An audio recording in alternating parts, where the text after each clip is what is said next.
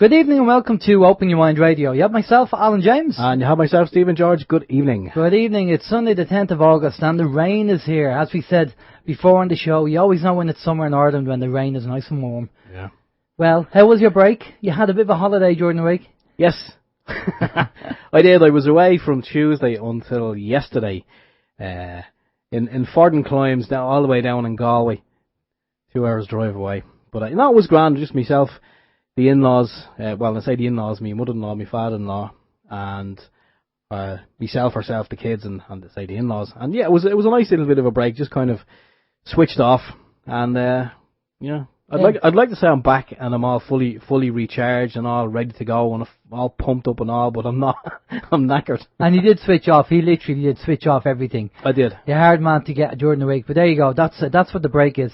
Right. Okay. Our guest on tonight. Now, remember last week we had Michael Obernicia on along with Dr. Rima, and Michael had some fantastic information, and we asked him to come back this week to actually break down the whole mortgage process for the layman in the street, for the likes of me and Steve, really, because sometimes the law can be highly technical. So we're going to really break it down so people can understand the whole process when you go through a mortgage agreements and stuff like that with the bank. And we're going to be talking to Michael about that. But before we do that, let's find out what the communication channels are.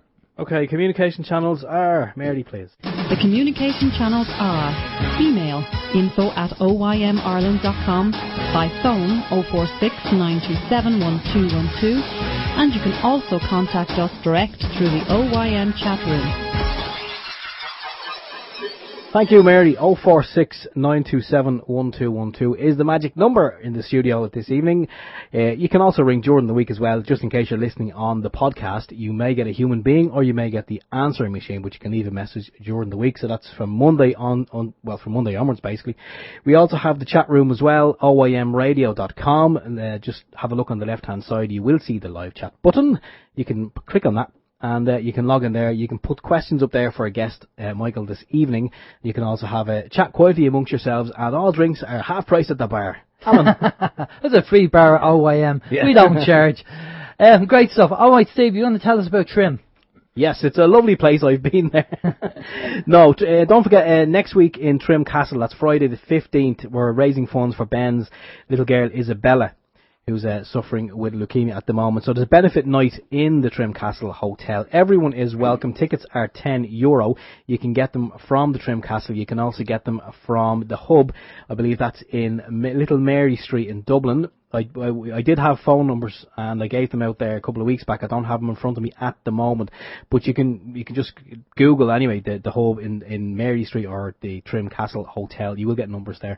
And tickets are €10, and if you can't make it, you can send along a little donation, because every little helps, as Tesco say. Again, that's Trim Castle Hotel, Friday the 15th, for Ben Gilroy's little daughter Isabella. And you never know who you might be rubbing shoulders with if you do go.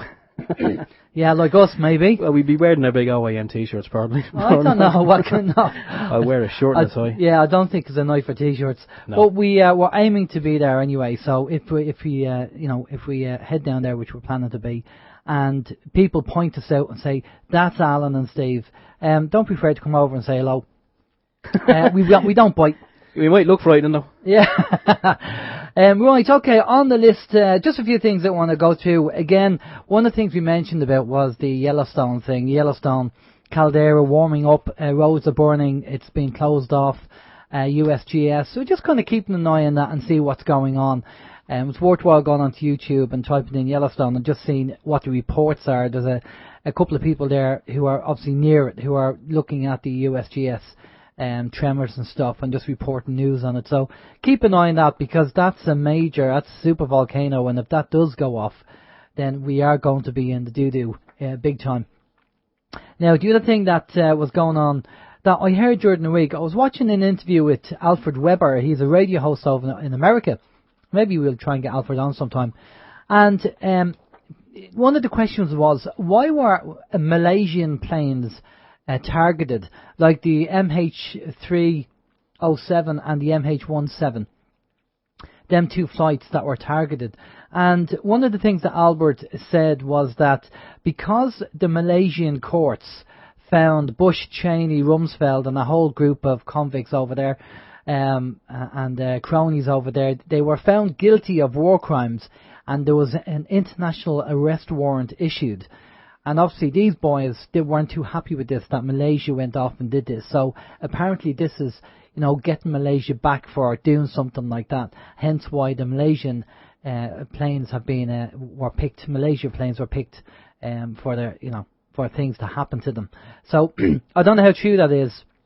As I say, that was just something that Alfred Weber mentioned. You can go onto YouTube and type in Alfred Weber, and the interview he does talk about it there. So quite interesting there. Steve? Yeah, it's amazing, isn't it, that the big cabal over in the US, they're kind of found guilty of war crimes, and all of a sudden, and this happens. Then again, as we always say, it depends who you listen to, what kind of school of thought you approach it with, because some people are saying this and some people are saying it's still a false flag, and you don't know what to believe. But here, if you want a good laugh, here's one that I only heard earlier. Alan was telling me, I couldn't believe it. But the Irish government, according to the Irish Independent, that's from Europe, from a diktat from Europe. Oh yeah, it's according to the Irish Independent, which is one of the mainstream newspapers anyway. But gardeners, the people who do your garden, they're going to face insurance costs for ride-on mowers. Yes, EU officials are considering plans to introduce motor insurance for ride-on lawnmowers. Now, I thought that was a joke, but seemingly it's not. And what'll be next? Golf carts? You need insurance for your golf cart. You probably need insurance for a push bike. You probably need insurance for a scooter, and I don't mean a motor scooter, probably a child scooter. Yeah. And then of course it'll be a skateboard, skates. They'll probably have a whole tiered system, for whatever you happen to be on out on the public street. Even though, when you think about it, lawnmowers don't really go on a public road. But they want to tax everything. Forget about. You can put be on a skateboard next. It's all about taxes, all about getting money, and it's about the EU bureaucrats controlling Ireland and telling us what to do and what they want, and it's all it's getting ridiculous. It really is. Do we know if they have that anywhere else? Any other countries have? I don't know. Well, they stopped the guy in America. They locked him up for 3 months for collecting rainwater. So, and they're trying to bring a bill out to actually stop people growing food in their own garden. So they want, Agenda 21 is all about people. They want people reliant on the state so they can kind of push the button and stop and start to do what they want. And if you're self-sufficient, well, that's no good to them. They want you relying on the state. So this is the whole idea. This is what it's all about, just relying on them. Right, the other thing that's out there as well is that according to the website globalresearch.ca website, evidence is now conclusive. 2 Ukrainian government fighter jets shot down Malaysian Airlines MH17. It was not a bunk surface air missile. Now that's according to that website, and they go into detail why they think it is. I think as soon as that happened, they were pointing the finger at Putin and Russia without actually having real evidence. And when you have people like Hillary Clinton and anybody like that, Cheney or Bush or whoever, any of them people are pointing the finger at Putin, that it's the cabal, it's the globalists, and they're trying to do a false flag and blame it on somebody else. Speaking of George Bush Senior. Obviously, I don't listen to radio, and I don't buy newspapers, and I don't watch the 6 o'clock or the 9 o'clock news. I'm an naughty boy, I know. But is he dead or what? I don't know. I haven't heard any other news. That was the rumour. Yeah. The rumour was that he actually had died, but I haven't heard anything. Yeah. Then again, did you see the rumour as well? I seen it there last night when I came in. Obviously, because I'd been away for a couple of days, the first thing I did when I got home was put on Facebook. That's sad, I know, but it had to get me, see what's happening in the world. But I seen one of the wrestlers, Hulk Hogan. They're false for saying he's dead now as well. That was false, yeah. Yeah, I kind of guessed that. Yeah, they tend to go do the rounds, Yeah, okay. Come here, anyway, Sligo News. Sligo. Anyone who's not in Ireland, that's a place. It's a place called Sligo. Anyway, Irish Water empowerment to access PPSN, part of legislation steered through by Labour leader Burton. Is that right? That's apparently what they're trying to do, yeah. She's trying to push forward the fact that, they want to give access to Irish Water to all your information. And apparently there's going to be some form coming out in the post requesting this information, you know. So the old return to sender stickers are going to be coming in handy for that, I think. Yeah, no, I did hear about the letters that would be coming out requesting your information. But we all kind of tell, now, it's a private company, then they won't get away with that. They won't be able to ask you for these, your PRSI or your PPSM, whatever the hell number it is. They wouldn't be able to because it's a private company. So now, basically, the government have said, nah, it's okay. Do what you want. We're fine with that. But yeah, you set up a company, or I set up a company, or any of the listeners set up a company, and you try and do the same, and you'd be met with so much red tape and legislation, you'd be up to your neck in it for a week or a month. Oh, it'd be madness. Actually, just Vin mentioned there, Vin from PIR said, there's going to be a new UFO tax to be announced. Watch this space. I don't think they tax the UFOs. I think what they do is they charge them VRT because it's coming from a different universe. And once you come over the border or come into weird space, there's a VRT tax somewhere there. Could you imagine it? Imagine a UFO landing, could you? And the local guard run now. Is this vehicle tax?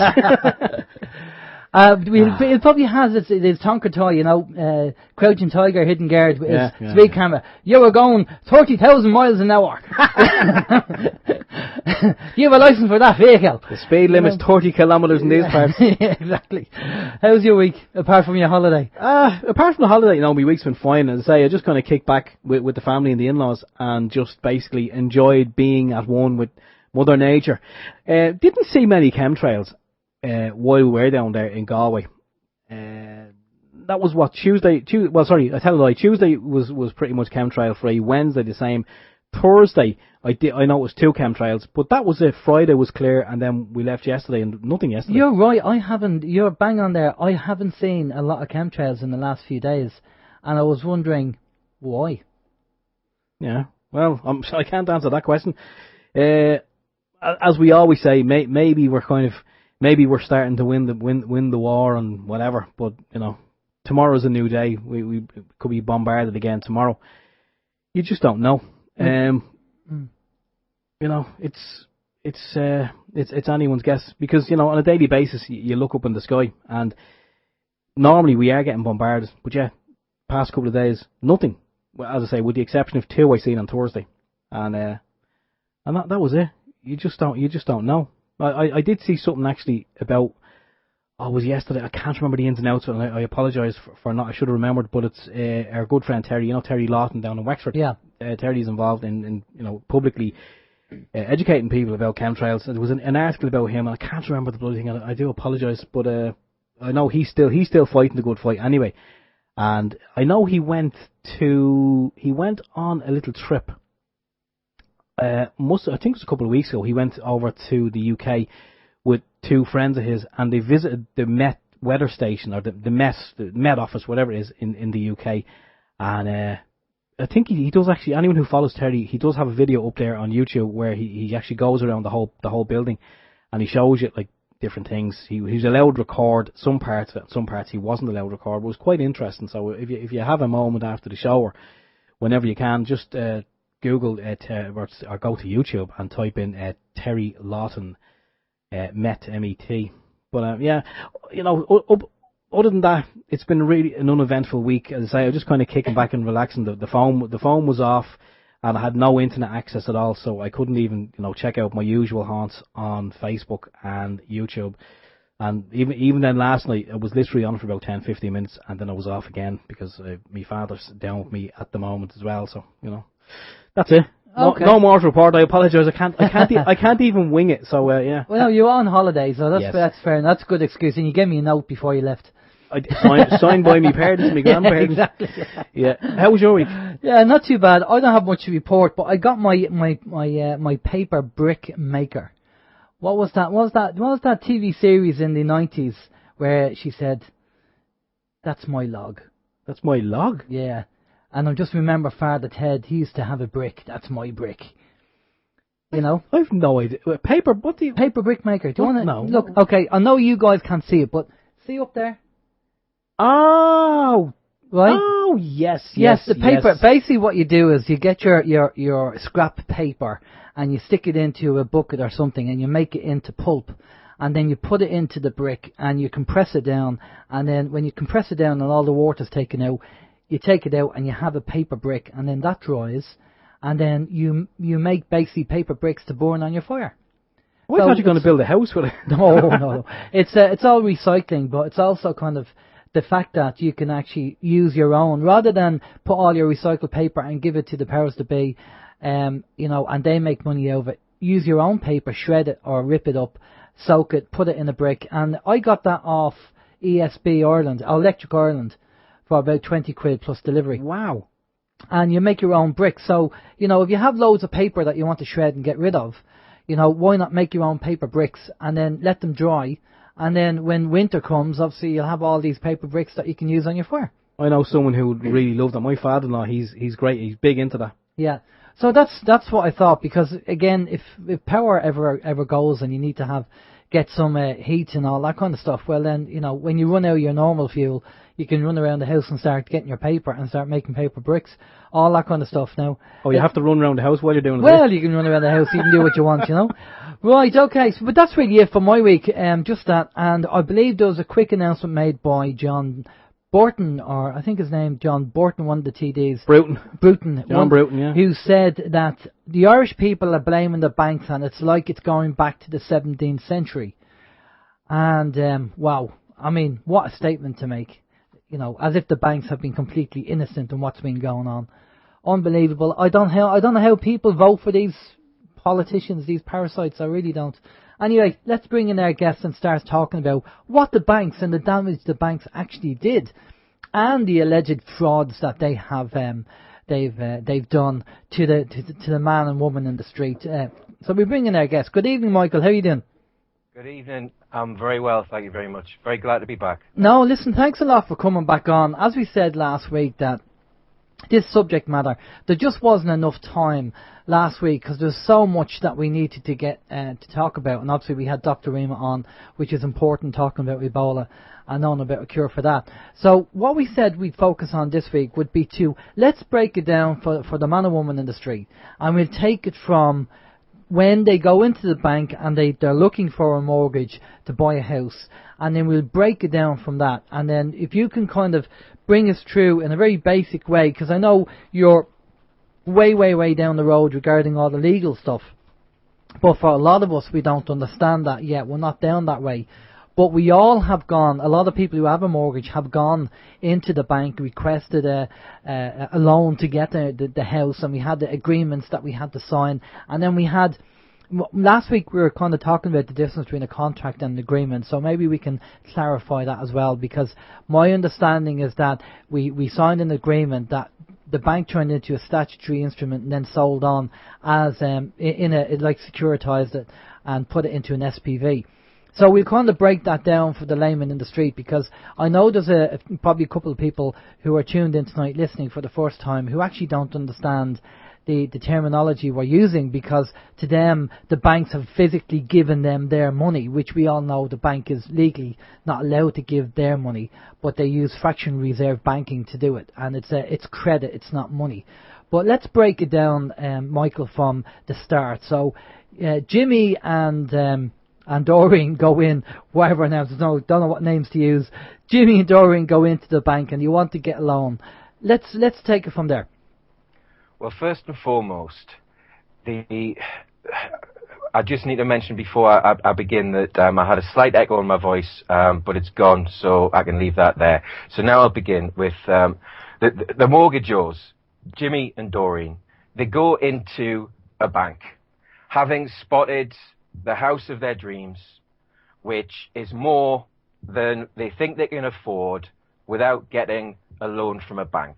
So they agree, even though it's a very stressful thing to even contemplate having any kind of loan over a period of 25 years, let alone a loan with compound interest over 25 years, but we'll come back to that in a second.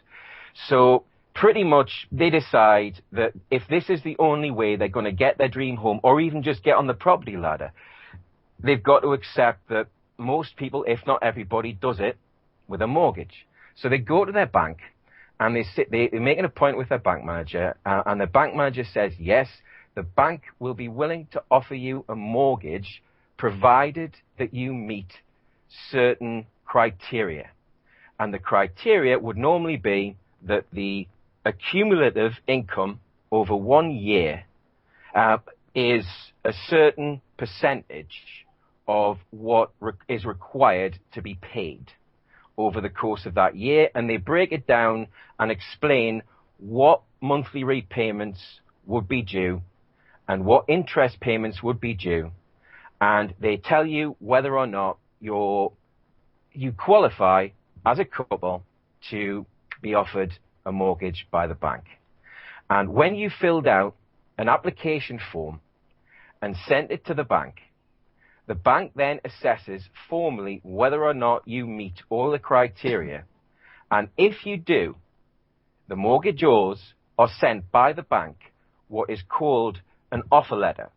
It's also called an offer and acceptance letter, and it's also called a facility letter. Any one of the above is one and the same thing.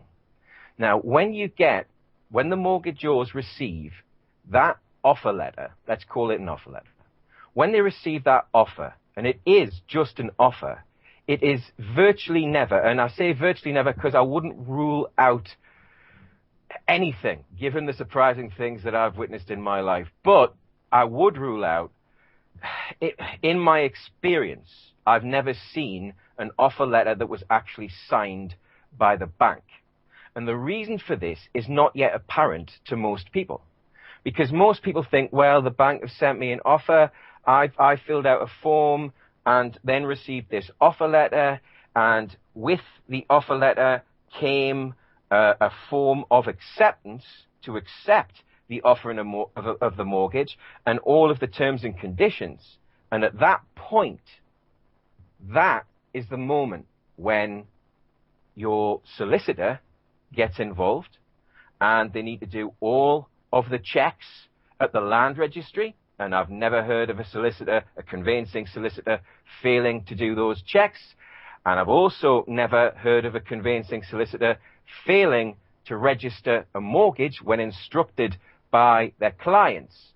But I've also never heard of a solicitor who sat down Jimmy and Doreen, the mortgagors, at that point in time and explained to them, A, what the terms and conditions of the mortgage were, and that they should be very concerned about some of those terms and conditions, and B, that the bank was actually putting forward that Jimmy and Doreen, to qualify for the purported loan by the bank, they were being instructed that they must, and this is a mandatory condition in every mortgage, so there's no room for negotiation, they must sign what is known as a mortgage deed in advance of owning the property that they're seeking the loan to acquire.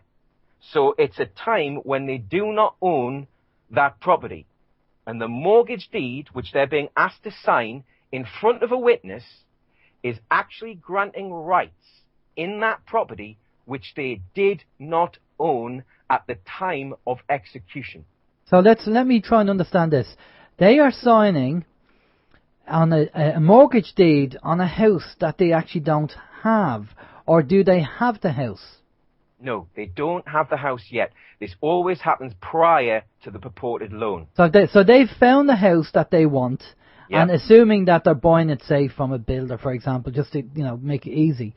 Yep. And so basically the land registry, the solicitor has to go off and do all the relevant paperwork for that to make sure everything's kosher. And then they get the deed from the mortgage deed from the land registry. Would that be from the land registry? No. You see, this is why the solicitor's role is of critical importance, because it's only once you formally accept the offer of a mortgage, even though it's unsigned, so the bank is not committed to anything. Despite that, once you sign that acceptance of the mortgage, the bank holds you liable under the terms and conditions of the mortgage, which very rarely, if ever, are disclosed to you prior to you signing your acceptance of the mortgage offer. Now, is this an agreement or a contract? It's a nudum pactum in law. It's a contract without consideration, because it could also be termed a unilateral contract, and unilateral contracts can never be binding upon any more than one party. Wow, that's kind of surely that's not right. I mean, it's illegal, yes. Yeah, it has to be illegal. Sure, how can you? You know, this is what you use. I know, diversify a little bit, but this is what the whole acts and statutes are, and the kind of Irish water thing and the property tax. They're saying they're unilateral contracts, but a contract in law, and my understanding, is an agreement by two or more people, verbal or written, that's fully transparent. Yes, those things are most certainly correct, and in addition, there has to be a demonstrable meeting of the minds following negotiation of terms. All of those terms have to be disclosed openly prior to the execution of the contract, and both parties, most importantly, must be bringing consideration to the table. In other words, if a mortgagor agrees with a bank to pay back at compound interest the premiums under a mortgage contract or a purported one, then the very least that they are due is that the bank actually loaned them real money. Otherwise, the only possible explanation of what they're doing is pretending to loan real money and extending credit. But we'll come back to that in more detail. I just wanted to introduce or reintroduce that idea that there is a big difference between money and credit. Okay. So basically where we're at now is the bank has offered them a unilateral contract which is one-sided with no consideration. There is a way to understand it with one change of one syllable in that phrase, universal contract. Everyone can understand exactly what it is. It's a unilateral contract. It's a unilateral con-trick. It's a sleight of hand. They're basically pretending that it's a binding contract upon you when no unilateral contract can ever be enforced against anybody except the party who entered into it. But if that party is under that contract due to meet certain obligations to a party who isn't a party to it, that contract is automatically void because it's a nudum pactum, a contract without due consideration from the parties to a contract. It's a con. It's a trick. Yeah, definitely. Well, the fact that, again, going back to contract law and the definition of a contract, you have to have consideration. I mean, that means that, we could go around, anybody could go around and have unilateral contracts with people unknowns to them, and then bring them to court and go, well, I had on a unilateral contract. I said up here that every week you have to come and clean my house every Friday, and you're not doing it. I'm bringing you to court, and that person might know nothing about it. That's right. That's right. Would that be kind of? I know that's breaking it down into very basic terms, but that's basically what the bank's doing. They're setting up this contract. And there's no consideration, and basically they want you to perform on it, and they're trying to pass it off as a legal document. Not just a legal document, because there's more than one document involved. You see, this is taking it to the next stage. So let's just recap. There's Jimmy and Doreen. They've signed a letter of acceptance following their receipt of the unsigned offer from the bank of a mortgage. So the bank is now telling them through their solicitor, or the bank's solicitors are telling their solicitor, that he must instruct them to execute a mortgage deed, which is a different document. And that mortgage deed effectively gives the bank a first charge over the property, but the mortgagors, Jimmy and Doreen, don't yet own that property. So the solicitor, in his infinite complicity, whether he knows it or not, the solicitor instructs Jimmy and Doreen, and again, I've never known this not to be the case in a mortgage transaction, or a void mortgage transaction, more correctly. So the solicitor instructs them that they must execute the deed, And very often, he doesn't tell them that it has to be in the presence of a witness, but let's just say that he did say it had to be executed, signed in the presence of a witness, and then delivered to him as soon as possible in order for them to be granted the funds by the bank to buy their property. And he insists every single time, he insists that they leave the mortgage deed after they've signed and had their signatures witnessed, the mortgage deed. He insists that they leave the date blank. Now, let's just think about this. Can we think of any other example of an instrument or a contract that is enforceable in a court that either A, isn't signed by the party seeking enforcement of its terms, and B, was dated on an incorrect day? In other words, the date that it showed is a forgery of the actual date of execution. That means it's automatically fraudulent, illegal, and void, automatically. But I have to say, I've looked very hard for comparable examples of such contracts being enforced by the courts, and I'm yet to find one. This is a nudum pactum that the banks are not only enforcing through the courts, they're having the courts and the police and the bailiffs and certain locksmith firms violently enforce these illegal and void contracts and illegal and void charges over properties. We have a question from Vin, and he wants to just query the contract thing. Steve, do you want to take that? Yeah, Vin was just saying, Michael, he said consideration need only be sufficient to form the contract. Value is not required. Just can you clarify that? I can clarify that, yes. That can be the case in certain circumstances, but there cannot be any unconscionable terms involved in such a contract for it to be valid, which I'm sure, or I'm very confident Vin would agree with. However, in this particular sort of contract, we're talking about consideration that is pledged by the bank in the form of a loan of monies.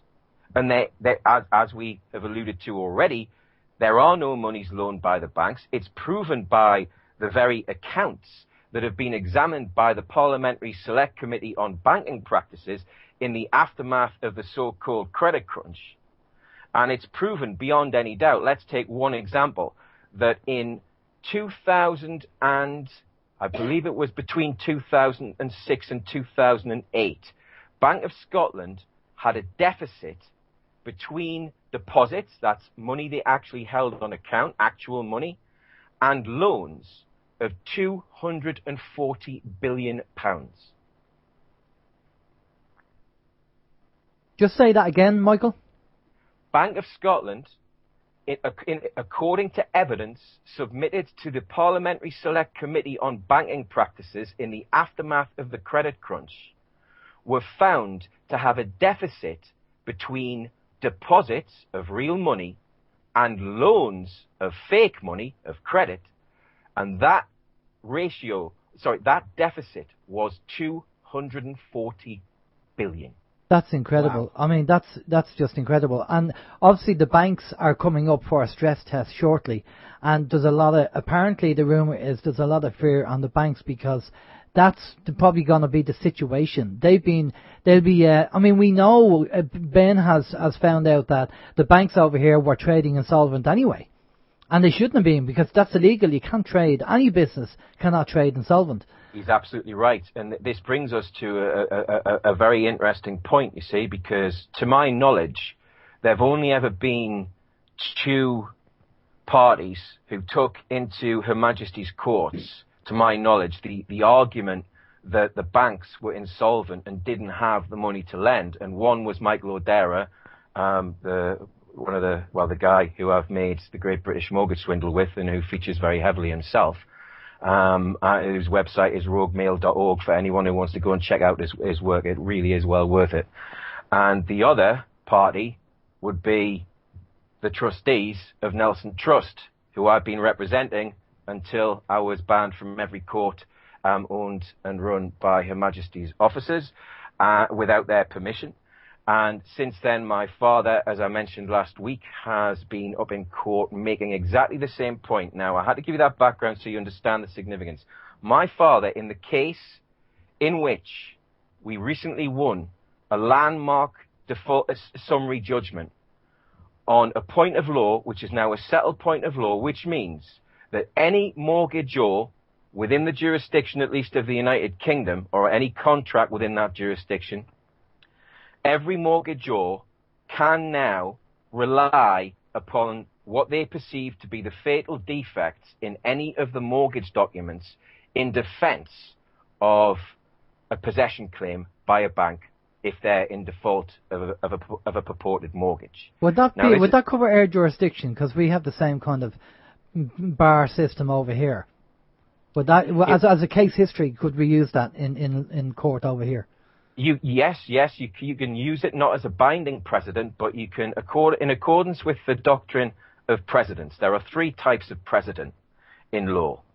And a precedent is just a new rule that has to be followed by everybody, or it doesn't have to be followed, but it could be. Now, the first type of precedent is an original precedent, when there's no previous decision quite like this one, and it changes the rules. The second type of precedent is a persuasive precedent. A persuasive precedent is one that isn't binding on every court, but it's certainly one that might sway someone in favor of a certain decision. It can be used, and we're talking about foreign judgments. So to answer your question, you can use this decision, and the citation, which will be the final citation, in my understanding, is the Bank of Scotland PLC v NT Trustees. And anybody who wants to get the neutral citation number can go to selfrealization.com and just look for the very recent post on the summary judgment. And it's right on the front page, so you can't miss it. And you'll have all of the details that you need in that post. Now, right. Do you want to get back to Jimmy and Doreen, or do you want to... I'm just making one more point. Okay. You see, because it's all connected. In this same case, my father has argued on behalf of the trustees, as I did before him, that the bank was insolvent at the time that it purportedly loaned money. And this is a point that the High Court judges who've dealt with it do not want to deal with for obvious reasons. Now, we'll come back to Jimmy and Doreen, just bearing that in mind. Okay. So Jimmy and Doreen, they truly believe that the bank that's offered them a loan of money has enough money on deposit to lend to them, and therefore it's only right and proper that they agree in accordance with the mortgage terms and conditions that they haven't yet had disclosed to them, but they know it will mean that they just have to meet all of the bank's payments, and then at the end of the term, ideally, they will own their property outright. Now, that very rarely happens for a number of reasons, but let's keep going from where we are. Well, let's just clarify the fact that the majority of people who are not aware of this system actually assume that the bank is giving them their money, which they're not. They're giving them credit, which doesn't exist. Correct. And the way that this is done, again, it's with a sleight of hand. Because how many people know, would you suppose, when they enter into a purported mortgage contract and mortgage deed over a property that they don't yet own, and the deed doesn't even have a date on it, and it's dated on the day when the money or the credit gets transferred to an escrow account, and their lawyer, who's generally also working for the bank, so their lawyer is actually sitting on both sides of the mortgage transaction, getting paid by both parties. And if there was a more extraordinary and more prevalent conflict of interests in the English legal system, I've never seen one. So basically what I'm saying is the solicitor is incentivized because he's being paid by the bank to make sure your mortgage transaction is processed as quickly and efficiently as possible. And what that has resulted in, that conflict of interests, is standard practice in the mortgage industry is for your solicitor to never discuss with you what the terms and conditions of the mortgage are, what the implications of paying compound interest are, i.e. over the term, if you get that far, of the mortgage, generally 25 to 30 years, if you get that far, you're going to pay for that property at least 3 or 4 times. Yeah. That's never explained. It's also never explained that it's your right as a party to a contract to negotiate with the bank over every single term, but those terms are not disclosed to you until after you've actually signed the mortgage deed, which generally says that you are bound by terms and conditions that aren't included within it. In other words, they refer to a separate document normally, and that document, you almost always haven't had disclosed to you. So this is void on so many levels. It's void because you were misled into a fraud, into fraudulently conveying a property that you didn't yet own in order to procure a loan from a bank which wasn't a real loan. It was merely an extension of valueless credits.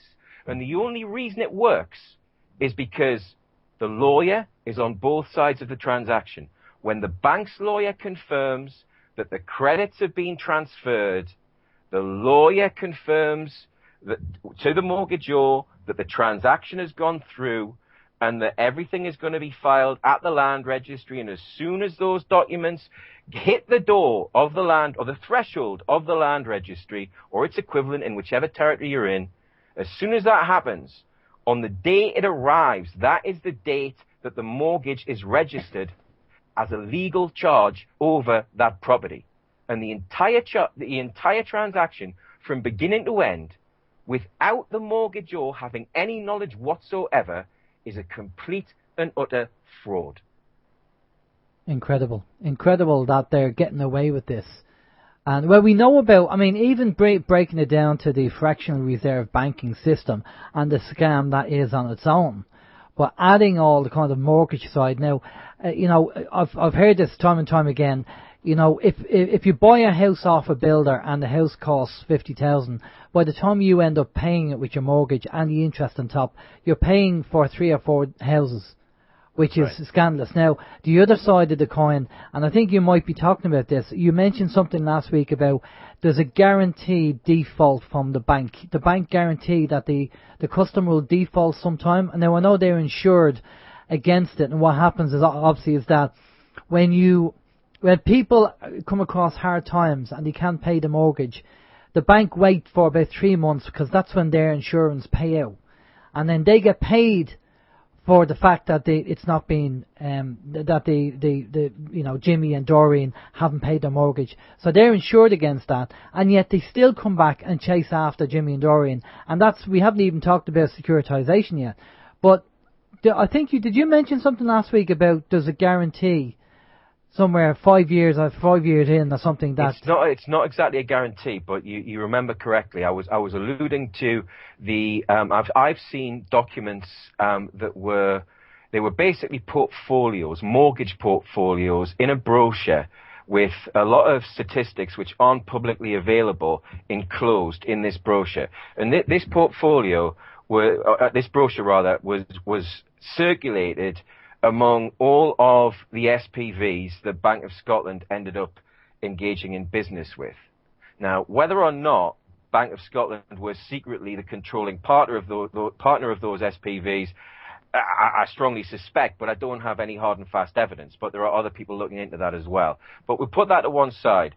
So Bank of Scotland, they sold to these SPVs bundles or pools of mortgages. Yeah.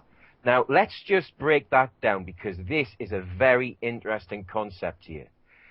In a securitization case, which was on appeal from the county court in one of the Queen's courts, basically there was a judge who ruled that if any instrument or deed or agreement or contract was securitized in a pool, the analogy that one must apply in that case is to imagine that the pool of securities is a lake, and the individual contract or security, the individual security, is a glass of water. And as soon as one pours a glass of water into a lake, one can never retrieve it again. And that is the ruling that he made on whether or not a securitized credit agreement could be enforced. And he said that it couldn't. Now, this is a very little-known case, and the citation, off the top of my head at least, escapes me, but I will dig it out and post it on the website. Nevertheless, the same principle can and must be applied to mortgage securitization, because it's exactly the same. They bundled up hundreds, if not thousands, of mortgages in individual bundles, and they sold them to SPVs who were based offshore. In other words, the operation is entirely tax-free. Yeah. No one has any idea, except for these brochures, how much was made. But they sold the bundles of mortgages in 5-year tranches. So in other words, they said, right, this contract is for 5 years. You are the legal owner, the SPV, of the mortgages for that period. And to incentivize the SPVs to buy them, they said, these are the figures. This is the percentage of mortgagors who go into default within 3 years. This is the percentage that go into default within 4, and this is the percentage that go into default within 5. There's also a variable percentage of how many go into default in the first 2 years, but they advised them in this brochure, they advised them to increase at their own discretion the interest payments in order to maximize the level of default over the 5-year term. That is just about as unconscionable as any kind of contract could be. Incredible. And here's a question for you. Now, a lot of people know that the central bank have been talking about increasing the interest rate, and the interest rate on mortgages it's all relative to savings. So if the interest rate, which is at an all-time low at the moment, means that people who have savings are not getting interest, and it goes up. If the mortgage interest rate goes up, the savings interest rate goes up, and it's all relative. Now, when you get a letter from your bank and they say, I'm sorry to tell you that the interest rate has gone up and you don't have to do anything about it at all. We'll take care of everything. Now, my understanding of this, I could be wrong, is that if you go and challenge that letter and you say to them, no thanks, we're happy with the payment the way it is, thank you very much, but we don't want to have that increased. Apparently, the banks can't do anything about it because you're actually not giving them consent to increase it. Again, we talk about the fact that if you don't say anything, then that means that they have consent. And that's why they put in the letter, you don't have to do anything, we'll take care of everything. Because if you do go back to them and go, I don't consent to that, I'm happy the way things are at the moment, then apparently they have to, by law, not put that payment up. Yes, there's a great number of statutory instruments right across the EU that have they've arisen from one of the very few European Union diktats that has had any kind of positive impact upon what can and can't be enforced in the courts. Now, they're very slow to move at the best of times, especially being as corrupt as they are. But nevertheless, in the unfair terms in consumer contracts regulations, in whatever territory you're in, there'll be a version of that. It basically means everything that you just said is entirely corroborated by the unfair terms in consumer contracts regulations, which is an EU stipulation. Everything. So you're absolutely right. And that is for once being applied. Okay, well that's good to know. And for people listening to the show, if you do, because the central bank over in the UK, the Bank of England, are looking to increase the actual interest rate. So if you do happen to get a letter and you have a mortgage, and for everybody things are very tight. So if you do get a letter saying, by the way, your mortgage is going up, challenge that and tell them, say you've no consent, don't put it up. We're not allowing you to put that up, and then we'll take it from there. Now we have a few questions come in. What I'd like to do after the questions, Michael, is to then talk about Jimmy and Doreen going to court and challenging the bank and how they should do it. But let's go over to the questions first. Steve. Yeah, Michael, a question here from Andy. Andy is wondering, can we get redress for old mortgages that we had years ago? That's one of my very favourite questions, so thank you very much for asking it. The answer is yes, and the reason is this.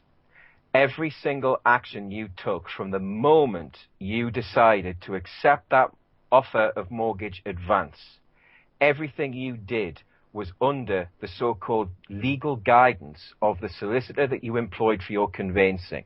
In other words, unless you did your conveyancing yourself, and there are some of us who do that, so it doesn't apply to absolutely everybody, but unless that applies to you, you did your own conveyancing, everybody who employed a solicitor to do the conveyancing and to give them the correct legal advice pertaining to that mortgage has a right of redress.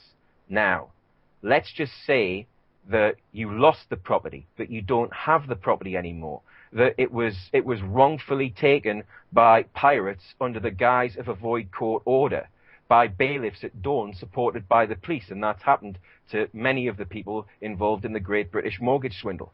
Nevertheless, even if that has happened, you still have a right of redress to make a claim against the professional indemnity insurance policy of that solicitor and his firm, making them jointly and severally liable in a claim for professional negligence. In other words, they should have done this to Jimmy and Doreen. You know what, Jimmy and Doreen? This is about the worst example of an unconscionable or a proposed unconscionable contract that I've ever seen in my career. It's asking you to basically agree to do everything to give everything you have in order to pay compound interest on money that we don't even know for sure that the bank has to loan. And the only guarantee that they have it is a phone call by their solicitor to me confirming that the transfer has been made. Now, I don't know about you, but until I see the actual money itself, I wouldn't sign anything. That deed they've asked you to sign, that is a potential forged mortgage deed. If you execute that, it will be a forgery because you don't own that property. And if I don't tell you that, I will be professionally negligent. Yeah, but Michael, you know, with the best will in the world, I agree with you. In the ideal situation, that would be the best thing to do. But like most people who are getting a home, they just want to get the house and they have their heart set on it. They have their plans made. They know, the banks know that people have emotional attachments to houses, and they know that there's no other way they're going to get money. So they're going to have to, because whatever bank you go to, the process will probably be exactly the same. And there's no way that they can get their hands on 100,000, 200,000, whatever the cost of the house is. And this is the problem. It's emotional blackmail because they know that people want to get a house. Yes, of course. Absolutely. But that makes it even worse. It doesn't change anything I just said, though. Yeah, no, I totally agree. But this is the problem. This is, you know, so whether we are complicit in doing this or not, unknowingly or unknowingly, we do get emotionally attached to homes. And when you have people bidding, you know, there's an auction or people bidding on a home and people are trying to buy it, not so much from an auction from repossessions, but say a builder is selling them off plan and they're being snapped up pretty quick, especially, you know, in the early 2000s, the way things were going at the moment, you had to get in quick.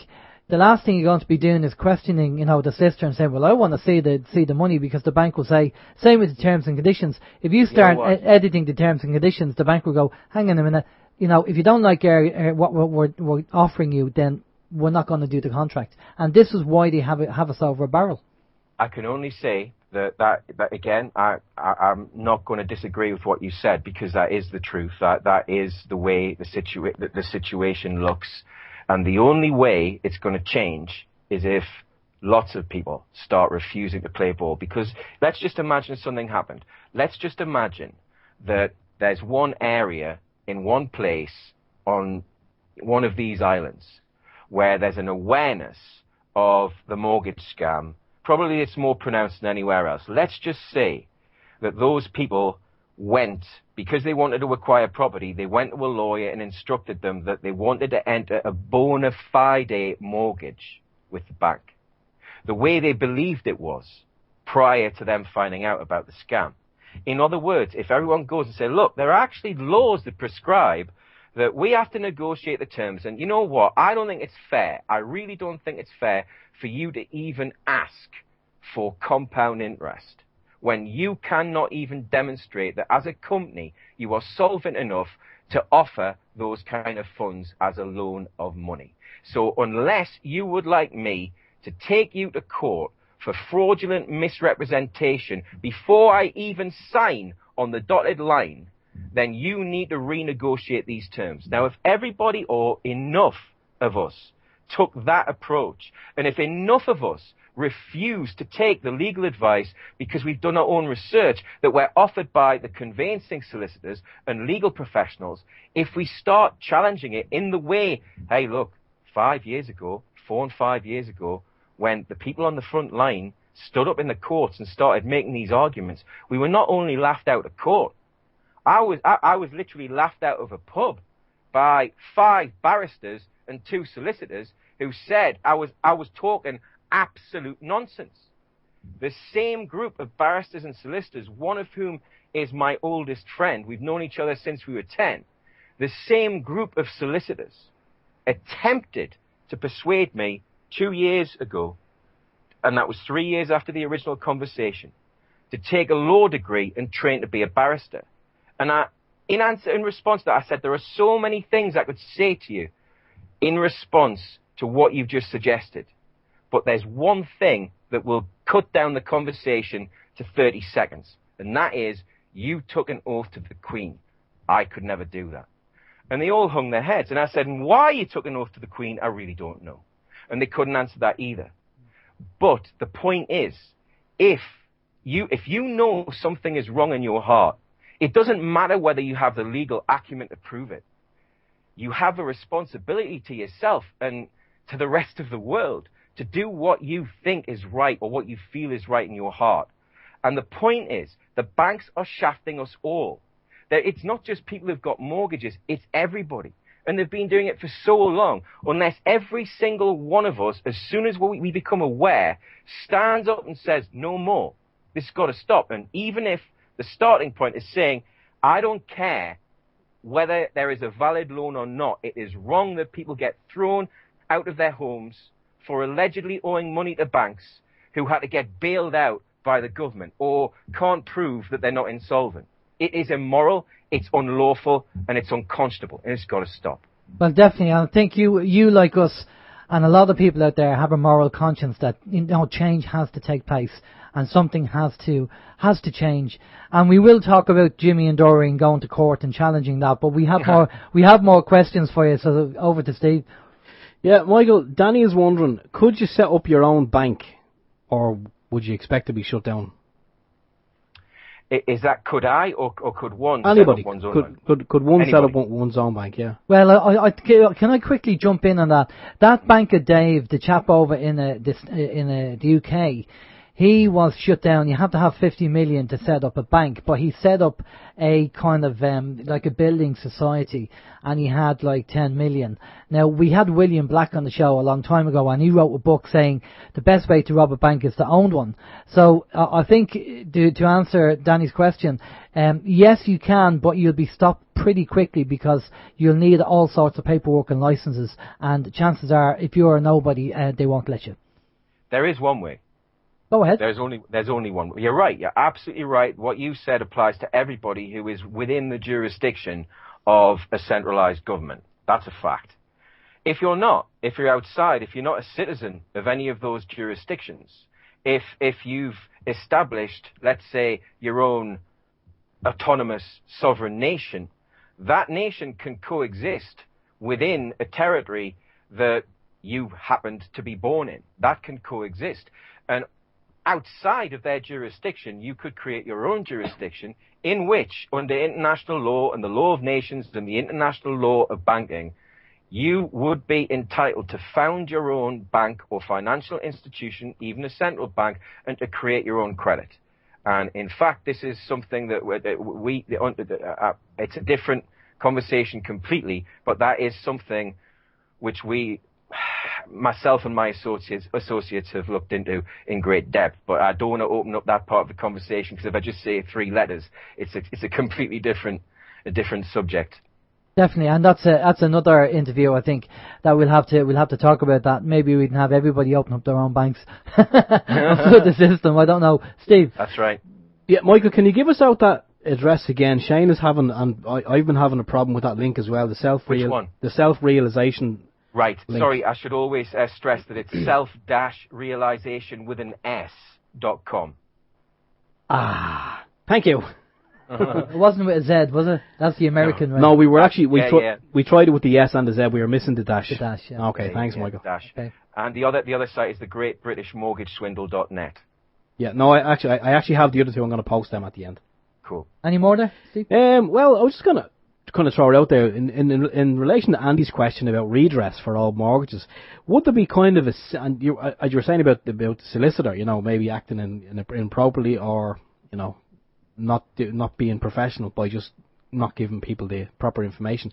Would there be a quick and easy solution to get redress? Yes, there is, and this is something that myself and Michael O'Dara, we're actually holding a private test screening of the Great British Mortgage Swindle next Sunday in Nottingham. And this is going to be juxtaposed with a Bankster Busters conference, where we basically break down the answers to the question that you just asked, and the others as well. And so there will be podcasts coming out, but this is also the subject matter within the film, so it is something that I can speak on. The fact is, there's redress available for everybody now, because nobody there's a legal term, there's a legal term called Estoppel. And some of you may have heard of it, some of you may not have heard of it. Estoppel just means if you intend to do something and you rely upon something in any kind of action. So let's just say that a bank relies upon a purported contract for a mortgage which turns out to be void. Let's just say that you spent 17 years paying in good faith this mortgage because you wrongly believed that the bank had lent you money, and then you questioned everything. They couldn't answer your questions and started to get really aggressive. And basically, they get aggressive for one reason, and that is none of the statutory obligations of the banks under the statutory law of mortgages in the United Kingdom and elsewhere is being applied by the banks. And yet, every time they are going into court seeking the enforcement of a possession order against a mortgagor who can't make the unconscionable repayments, they are seeking remedy under the purported statutory obligations of the mortgagors. So they're flouting the statutes and yet expecting them to be applied against everybody else. The only possible reason that the judges and the legal professions have gone along with it this long is because some of them are undoubtedly complicit, especially in the judiciary, and they protect the banks at all costs. And in the legal professions, well, they've been getting paid on both sides of the transaction so long, they think it's a nice little earner, so they've turned their backs. That's incredible. Now, I was going to say, and this is the road we're going down now, is when we know about the official offer, and as Harry said, putting some washes over the counter, which is your intent to perform on contract. So if people are struggling with their mortgage, pay something. Don't just stop paying, because that makes it easy for the bank to get a judgment out. Never go into default, no matter what, unless you can avoid it. We never went into default. We went after Bank of Scotland as the claimant, and that puts them on the back foot. That's what I'm saying. Everybody can start like this. So you're paying your mortgage, but you look at this information and you go and research it yourself, and you realise that I'm not full of it, and neither is everybody else who's banging on about this subject. We've done our research, we've been fighting on the front line, and the fact is that if you just ask some simple questions in a letter that you can write yourself, don't go anywhere near a solicitor's office. Write these 3 questions to the bank. A, please provide me with an original copy of the mortgage contract signed by both parties and containing all of the terms and conditions. And the second thing is, please provide me evidence that it is not illegal in law to add any information to a deed after the date of execution? And C, please provide me with evidence that the bank was solvent at the time of the purported loan by providing me with a certified copy of the relevant bookkeeping entries. Now, these are the points that we went in under in the High Court, making a claim against Bank of Scotland and its LPA receivers who've been illegally and invalidly appointed. And we went in making that claim. And 5 years, was it 5 years? It's 4 years later, one of the judges who'd thrown everything out as totally without merit, as is in their common parlance when they're trying to get rid of litigants in person, that claim has now been sustained in the High Court, and it's the point of law that we were talking about before. A mortgagor is not stopped from relying upon the defects in the mortgage documents. And that point was there from the beginning, and it was thrown out by judge after judge, including law lords in the Court of Appeal. So this goes pretty high. And they're ignoring all of the binding legal precedents that we are taking in there, and I could name some cases like Sahib, that's United Bank of Kuwait v Sahib, that's another binding precedent which says a mortgage can no longer arise without a bilateral contract signed by both parties, including all the terms and conditions. And that was in 1996. So, then we've got...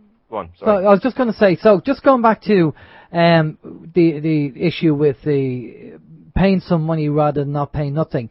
I mean, the whole idea of intent to perform a contract. I do have a recording of normal mainstream radio where two sisters said people who actually pay what they can afford would actually stand up in court better than not paying at all. Now, I know you're saying that don't be in default because obviously that, puts you in good stead for taking on the banks. A lot of people are, there's a few people that can afford to pay the mortgage or just about, and other people are in default. But we'll have to assume that in default, there's a different position to take. That's just the ideal one. There's a different one, but it's equally strong to take. Because Jimmy and Doreen, if they are struggling and they are, say, 3 months behind or, say, a month behind in their mortgage and they're kind of getting worried, how can they take on the bank? How can they, I mean, obviously this letter that you're saying, send them, the bank, the letter with these 3 questions. Now, one of the things Simon White Rabbit said to us when he was on the show, and as you know, Simon is an ex-bank manager for the Queen's Bank, Coots. Yeah. Simon said, the best thing to do is ask questions from your bank, and if they don't give you the information, then go to the Ombudsman and say, I want these questions, and they're not going to give me the information. He said that will tie the bank up for ages. And your case will just sit there because, you've gone to the Ombudsman. They're not giving you the information. Now, unfortunately, over here in Ireland, our financial regulator is the central bank. I mean, talk about having one criminal protect another criminal.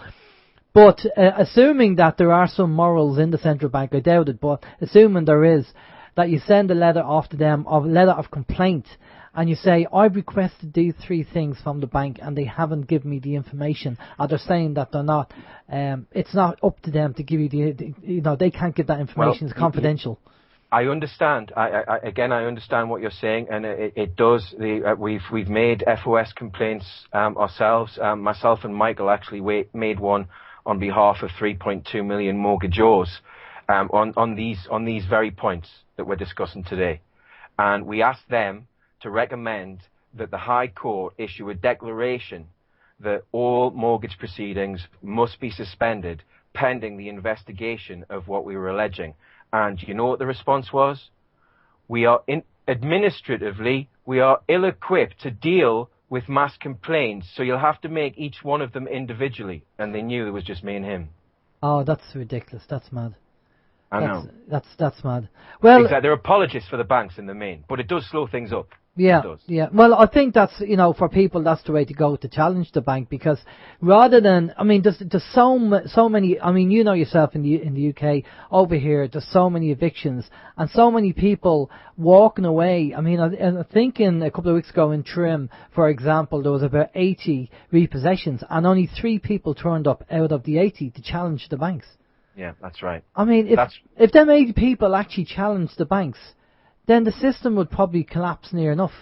If everybody went in and said, right, well, I'm not going to give up my house for nothing, I'm going to challenge the banks before I give it up, I'm going to go in and I want this information, and challenge them, then the banks would kind of be taking, they'd probably take a step back and go, hang on a minute, we know. This is why we had Marcus McCune on, and he wrote back saying a book called How the Banks Are Screwing You and What You Can Do About It. And the banks have left him alone for the simple reason is he sent off 20 questions to the bank and said, if you don't answer these questions, I'm going to bring you into court. I'm going to get each director of the bank up on the dock, and I'm going to be asking this question. And the bank just kind of said, okay, let's leave him alone. Let's not go near him, Well, funnily enough, one of the things that I don't think I had a chance to talk about last week was to try and prevent some illegal LPA receivers from selling the properties of the trust. We issued criminal proceedings for fraud against them in a private prosecution. And even though those proceedings were stayed, the ruling that the judge made was that if any of the mortgages were deemed to be void, as we were alleging all of them were from the beginning, and as you know, in the recent proceedings, one of the mortgages has been declared void, the case has now been reopened, and they are now waiting for confirmation from the land registry that it's being cancelled, that mortgage is being cancelled, and then a summons is going to be issued for the receivers to go to trial to answer allegations of fraud by false representation and non-disclosure, and the bank, in the form of its chairman at the time of the purported loans, James Crosby, who we have served with an affidavit of obligation right at the beginning of this dispute, will be joined as a co-defendant along with the other director who was responsible for attempting to send the trustees and the trust into bankruptcy. Wow. Well, that's a lot to take in. Yes. It's a lot to take in. I'm still going back to Jimmy and Dury and going to court and challenging the bank. But here's the thing. We had Ben's going to be on later with Guy Taylor on Vin's Hour, and one of the things Ben said on the show that he was on a couple of weeks ago with us, he said there are people going in saying, show me the proper document. The original document that I signed, and he said it's a critical point. Yeah, but what Ben said is that some people are going in asking for that, and when the bank produce the original document, they don't know where to go. Right. Okay. Well, I can tell you what I would do. I would say, forensically, we would like to examine that document now, which may take some time. So I apply for a stay. He'll grant the stay if you can convince them that there's a reason to have it forensically examined. Now, the reason is A, the document's being produced, so it must be admissible into court as evidence, so they can't say it's not. So it's important that it's right. And if they're saying it's the original, you want proof that it's the original, not just their word, because obviously they're lying. So what you get is there are several forensic examiners of mortgage documents that whose services can be procured because of the situation that the mortgagors are in, with their backs to the wall, that can be procured for relatively little cost, if any at all. But there are people who do it. They do it in a freelance fashion, and they do it for free. They never charge people. Now, the fact is that if you've got a handwriting expert who's looking at the face of the mortgage deed with the date and the signatures on it, if they examined the ink on the signature and found that it was younger than the ink on the execution and the attestation, in other words, the signature and the witness, then that would be a forgery.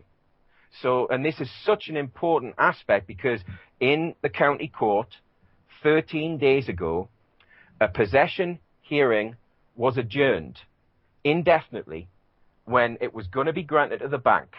But the guy, who again is one of the bank supporters who we've been working with, he went in there and he's already lost a lot of times in court. They chucked everything that he said out, even though he was correct every time. and he relied on the recent decision, the Bank of Scotland v NT trustees, and he gave the neutral citation number, and he said, this means that I am not stopped from relying on the defects in the mortgage documents. And the judge said, I'm bound by that decision to agree with you. I can't grant the possession application. In other words, you find whatever is the defect in the deed, and most of the time it will be the date was added at a different time to the signature. That makes it a forgery, and obviously that's void. But it might be something else. Sometimes people will have a deed that was dated on the same day that they signed it. There will be other things missing. Now, if a deed refers to a separate document with the purported terms and conditions of the deed within it, that is void, because a deed must be complete at the time of execution. Otherwise, the risk of fraud or mistake, it's there for the mortgage. Yeah, of course. I mean, that's you take that as a given, that any document you sign has to be terms and conditions. Everything has to be there on the time that you sign it. It can't be off somewhere else. Exactly. But almost always, at least in the United Kingdom, the terms and conditions are in a separate document from the deed.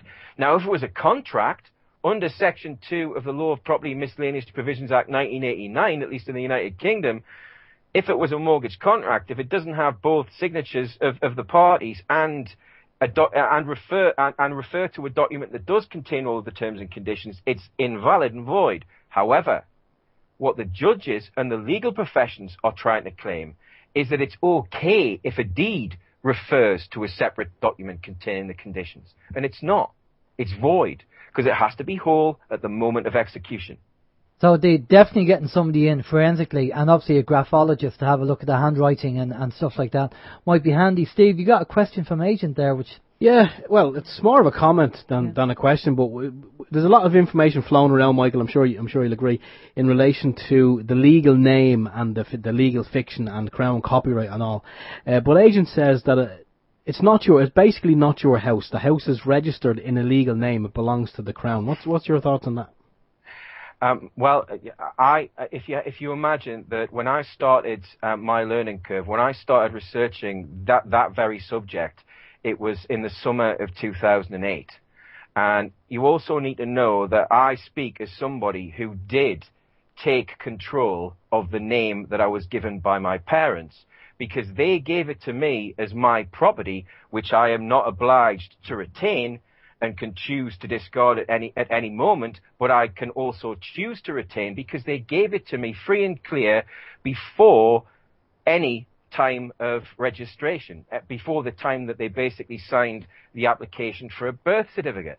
Now, I know it's a common mistake, and I realize that I am in the minority, and I might upset a few people listening who think that this really is the remedy, but it's not. The Crown copyright refers to the birth certificate.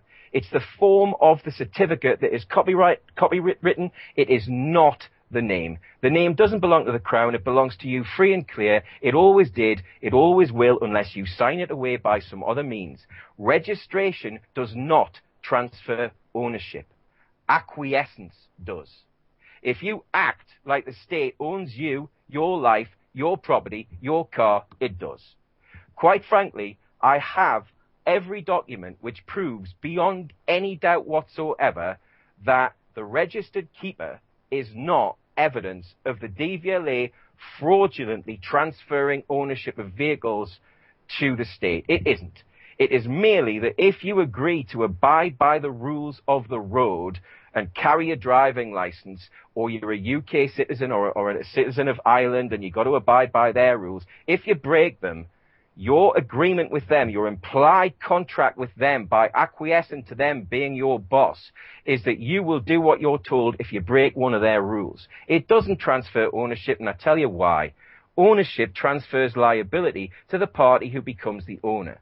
The way that they've done it, again, the sleight of hand that they've played, and I don't know anybody who's looked up the doctrine of usufruct. That's U-S-U-F-R-U-C-T.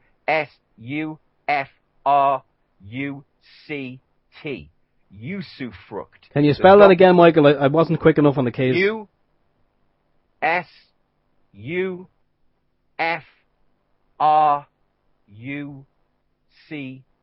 Say it quickly. Usufruct. Right. You're fucked. Exactly. Fucked. So Huh? what the doctrine of usufruct is this: a party claims, it doesn't say that it's a rightful claim.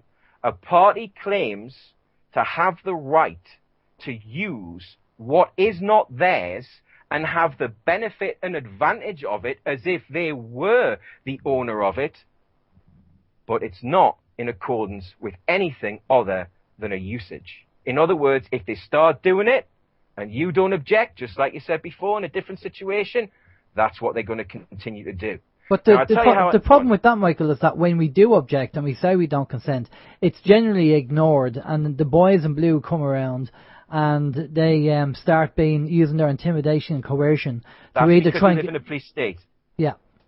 That, you see, just because it doesn't work sometimes doesn't mean it's not correct, because it does work other times, which proves that it's correct. But if you live in a fascist police state or a corporatist police state like we do, then basically it can happen to anyone. It doesn't matter what paperwork you have. It doesn't matter what proceedings that you've already completed with any Crown agency, because, I'm going to put my hand on my heart and say, my daughter is the freest girl or boy I have ever known in my life, including me, and I never lived like a slave. And even when people try to bully me into it, I never did.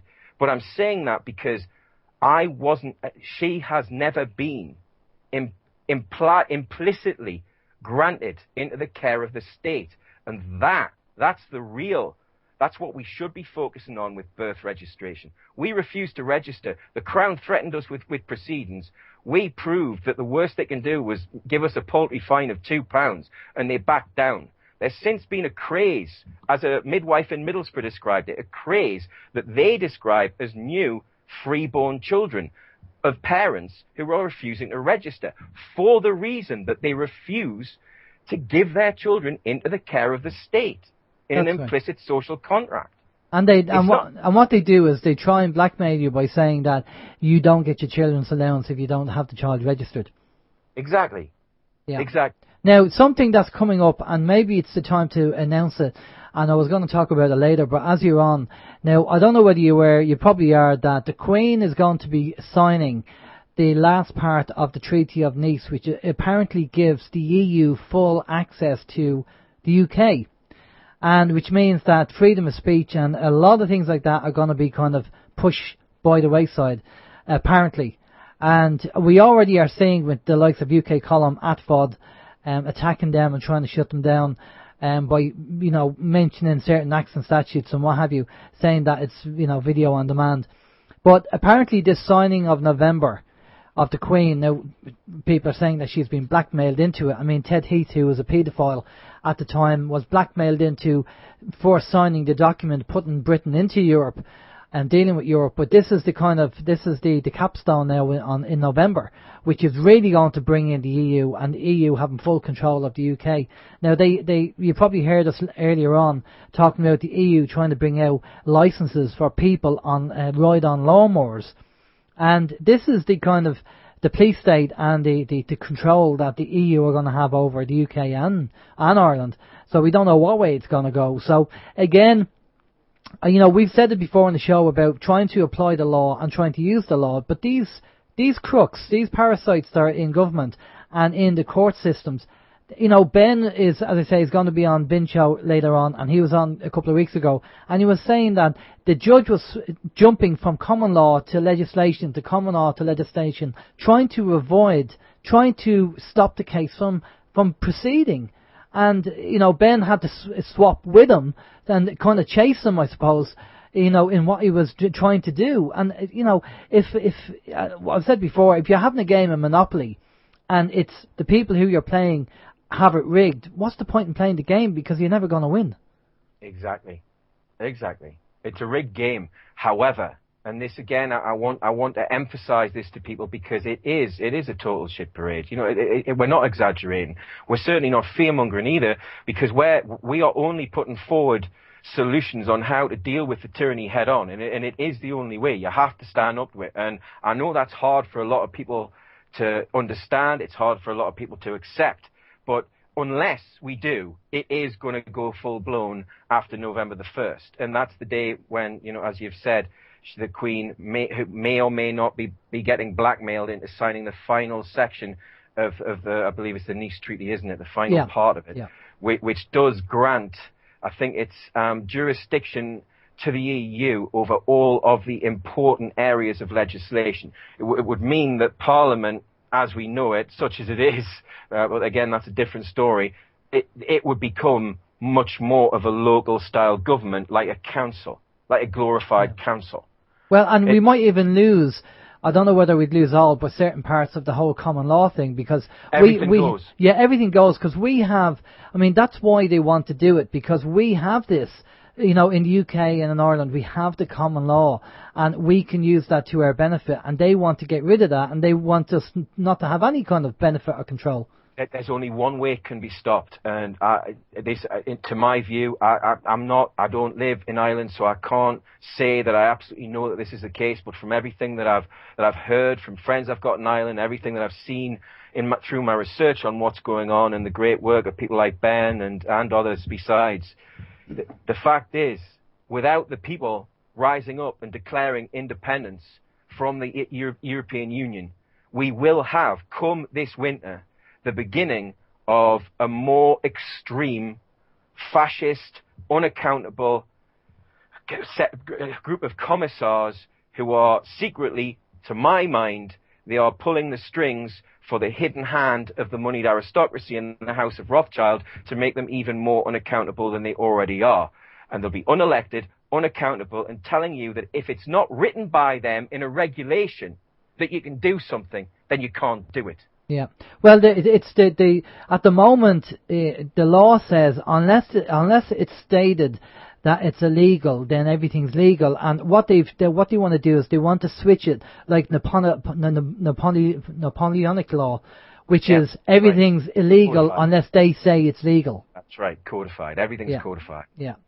Which is obviously worrying because the way things are going at the moment, plus with everything else going on globally, with the trouble in the Ukraine and over in Gaza, and then the Ebola virus, and now they want to do this. I mean, the whole totalitarian tiptoe is taking place, and it's getting faster. As to where we go with this, I don't know. I mean, there is a certain Richard Gage apparently was on American TV, and Richard Gage was one of the guys architects against 9/11, and they let him go on one of the cable channels, which is very big over there, and he talked about 9/11 and the issues that were involved with 9/11, and the concern is that if you think about it psychologically, if they want to have a totalitarian state and they want to have curfews on the road, they need people to rebel. So when they're ready and they have all the troops ready to go and all trained up, then they start releasing information that really upsets people, and people get upset and they start having marches, and then maybe trouble ensues from that, and before you know it they have to declare a curfew because there's too much trouble on the streets, and that plays right into their agenda. I mean, that would be, you know, for me, Sysops. That's exactly where I can see it maybe going. I could be wrong.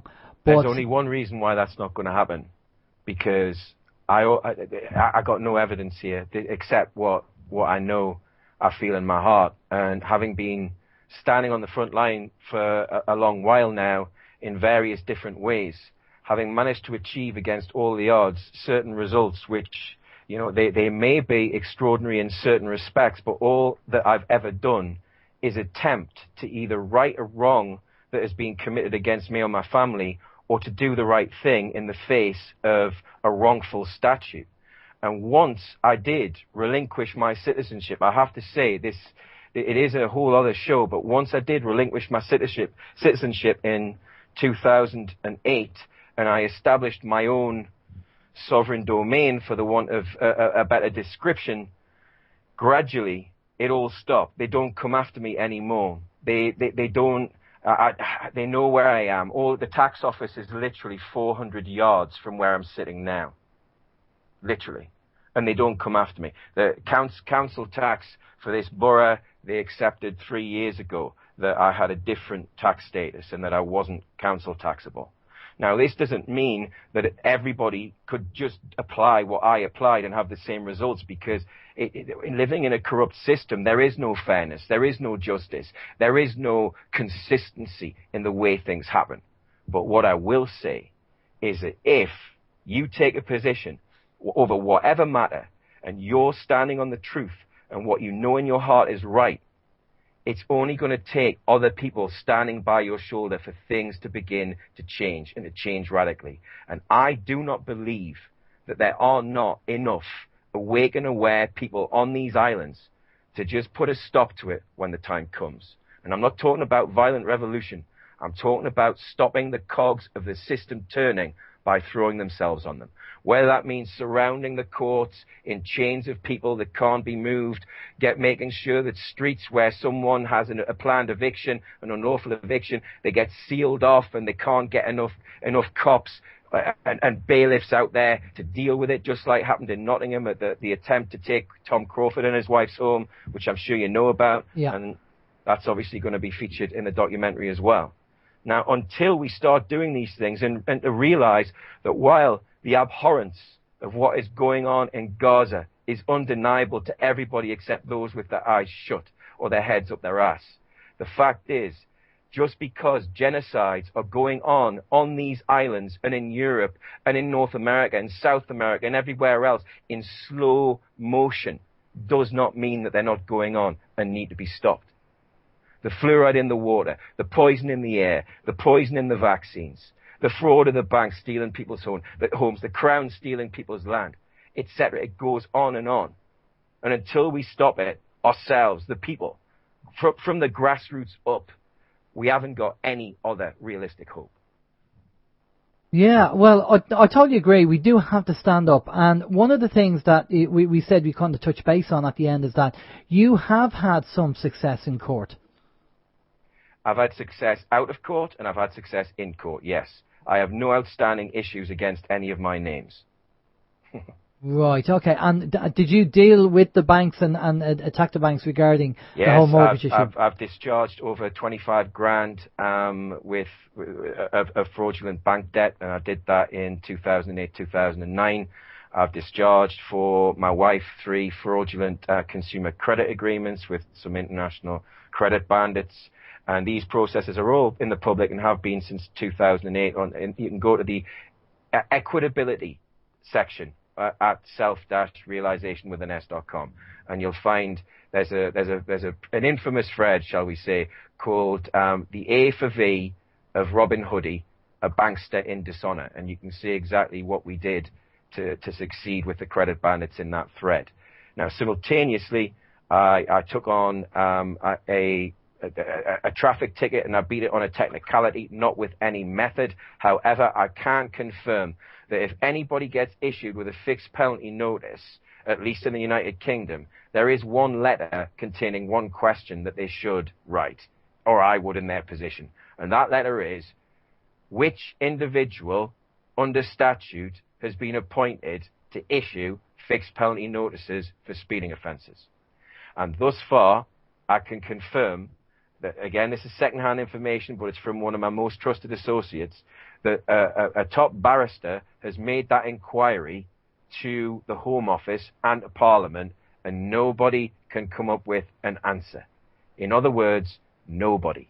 He thinks that means that every single fixed penalty notice issued since the very first one is a nullity, and that means that all of the enforcement done by the magistrates' courts, the DVLA and the police makes a very large liability for all those parties.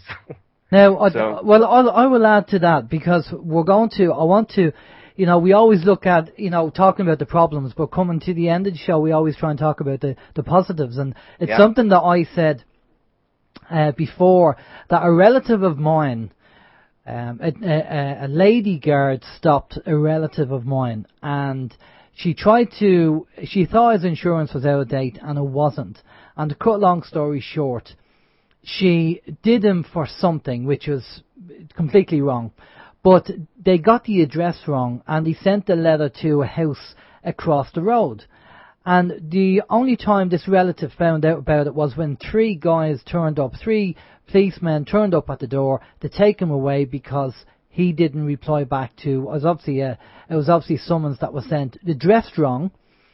And basically, they took him away, and my sister had to pay €1,500 to get him out because he was actually in the local station. And they realised that that mistake was made. And my sister said, basically, well, I'm not going to let that lie. So she went to a solicitor, and this solicitor said, oh, look, why don't you just leave it? You know, I mean, he's one of the boys, he's in the law society and all that. And my sister was adamant that there's no way this lady guard was going to get away with it. She was bang out of order to what she did. She knew what she did was wrong, and she just wanted to try and cover it up. And my relative suffered because of it.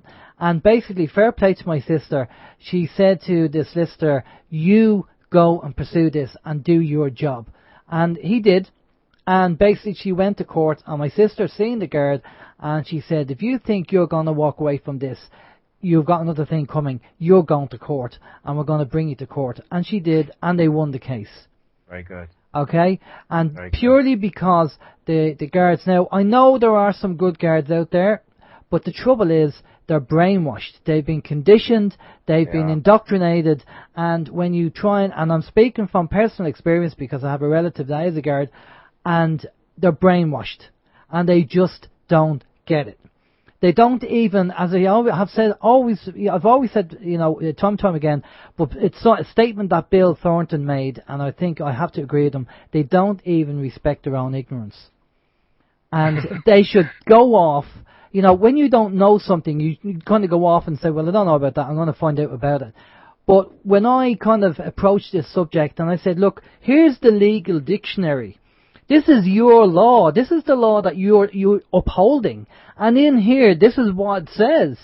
And he still didn't accept the fact that that was a law dictionary. And Vin knows the dictionary because Vin told me to get it. It was the Gartner's Dictionary of Law. And I was showing him, you know, the wording, and I said, look, that's your law. You're here to uphold it. You're hired as a guard to uphold it, and yet you're telling me that it's wrong.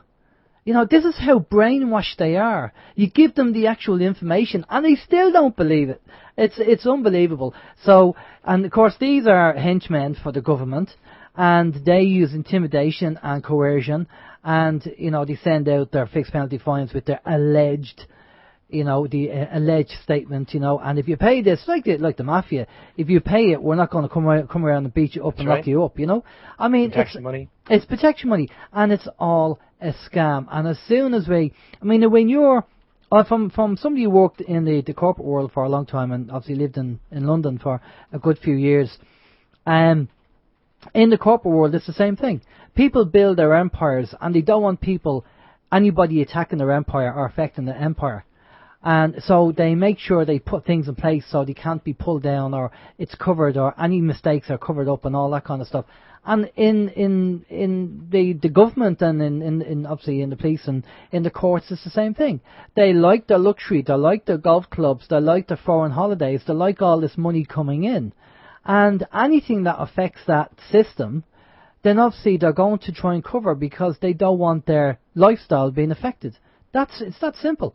So we have to start. When people get aware of this and realise it, and then say, well, okay, we're not going to be feeding the beast anymore. That's it. We're going to stand up and we're going to attack the system.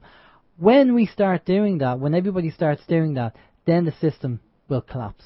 It has started. I agree with you, but it has started already, because I've said this more than once just this week, but in completely different conversations. In 2008. It felt like there were just a few of us scattered around the planet who were acting, in everybody else's view, like the nutter in the corner, spouting rubbish about those conspiracy theories, including the ones about the banks. And now, exactly the same so-called conspiracy theories that we were putting forward as factually provable, and it has turned out that they were, have developed into a movement. Now, if you imagine this, that in 2009, I knew personally, and I was there, and I knew everybody who was anywhere near taking on the banks and the courts. And there were 3 of us in 2009, to my knowledge, who were actually doing it. And in 2010, there weren't many more. In 2011, all of a sudden, there was an extraordinary interest started to develop in what was happening to Michael and what was happening to me and my family, and in particular, the trustees of Nelson Trust. Now, when it was established publicly by a talk that I gave at Freedom Northwest, which is called the Beating the Banksters video, which some of your listeners might have seen, the interest absolutely exploded as far as I could see, because I was inundated with emails from all over the world and questions from people who were thinking about taking them on here. And now, as we talk now in the summer of 2014, not only do we have an army of thousands of lay litigants raiding the courts with the truth, demanding that the law be applied and that rectification of all the miscarriages of justice happens without delay. Not only that, we've got a building army of people who are forming all over the country, spontaneously resistance to eviction task forces, to make sure that, as we were talking about, it can't happen in their community anymore. And I urge every single one of you who has time to take part in any such endeavour, or to found your chapter of the resistance task force to prevent evictions happening all over these islands. Anywhere where they are taking place, we need to stop them. And this is already a movement. And we need to attack the banks, really. We absolutely do. We bring the banks down on these islands, and the rest of the world will follow. They cannot survive with the hegemony and the monopoly that they've had if we bring the whole shit parade that's going on these shores to an end. And we have to. Definitely. Well, listen, we have about 8 minutes left. We have a couple of questions there, so we'll try and get them in quickly. Steve? Yeah, just when you're talking about the conspiracy theorist and that whole scenario, Michael, I fully understand where you're coming from. I'm just speaking from my own personal experience. A couple of years ago, my sister thought I was a bit of a nut job in relation to some of the information that I'd often share with her. But 2 years down the line, it's got to the stage now where she actually communicates with me, and she asks me for more information so she can share with her colleagues at work. And the one thing that actually broke her back now was the property tax that they've introduced here, and then to add insult to injury, the water charge. And since they've come in now, she's been kind of more interested in what's actually going on, and instead of just kind of, happy in her own little world, she's beginning to look outside the box. So I agree with you that there are more people, people that a couple of years ago, we thought, he or she is a waste of time, they'll never wake up. I think people are starting to wake up now, and it's a good thing too. There's no doubt. I agree with you wholeheartedly, and it was the anecdote I was referring to about the barristers and lawyers who were trying to persuade me to plump for a legal career at this late stage in my life, especially after the stand I've taken. The thing is, they were good-hearted. They meant well. They dismissed everything because it was too nonsensical to them that everything they'd been taught in law school and in the practices where they'd worked was wrong. And when I proved to them beyond any doubt by literally just quoting the law and quoting the precedents at them, which were binding on the civil courts, they were forced to say something which I honestly, if I'd written this in a work of fiction, I probably would have deleted it and say, that's non-believable. People aren't going to believe that. They said to me, why are you so adamant that I should join the legal profession? Why won't you just let it go? And one of them, who was training to be a high court judge, she said, because the legal professions needs people like you. I says, no, the legal professions needs to wake up and realize that they've been complicit in institutionalized fraud and embezzlement. Yeah. They don't need me. I agree. They wanted you to be part of the football team and just, blend in to the crowd of the barristers and sisters. And I think they definitely need to be educated. Steve, question for Michael. Yeah, This one came in a few minutes ago when we talked about the British Queen signing this document in November. A question came in wondering, will that affect Scottish independence in any way?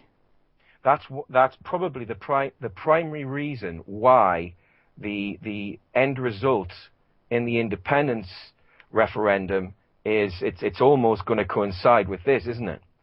So I would suggest that's an indication, as is the fact that last November I wrote an article about how it looked to me from the evidence that I'd seen on the parliamentary website that there was potentially a very slow motion coup d'etat by the EU commissars going on, and it was right under our noses. And the reason I say this is because even now there is a bill going through, which is at the committee stage in the House of Lords. It's not the one relating to an EU referendum, which has been stopped at the committee stage.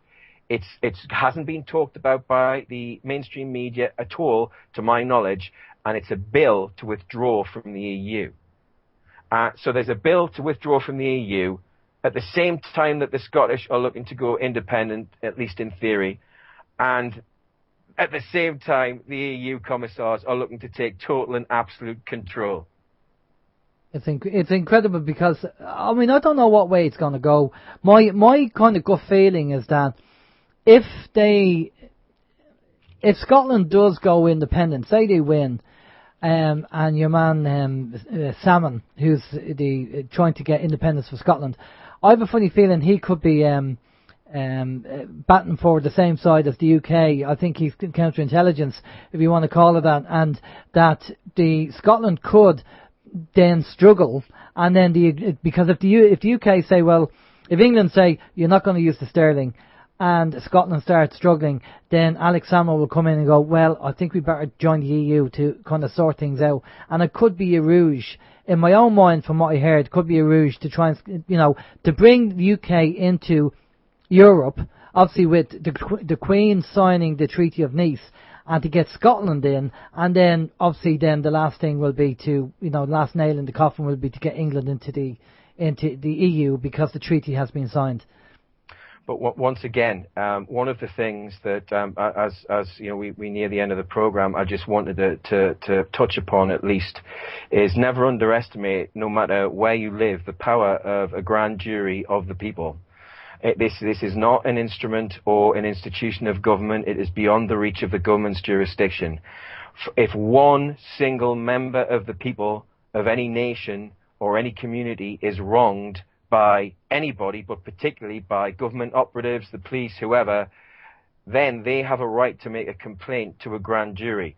They did away with the infrastructure of the grand jury in the 1920s, and it took at least 150 years for them to convince Parliament to do it, and it was very, very aggressively debated. And every time it was debated, there was one of the life peers, one of the hereditary peers would stand up for the people. And I've read it in Hansard's, otherwise I wouldn't have believed it myself.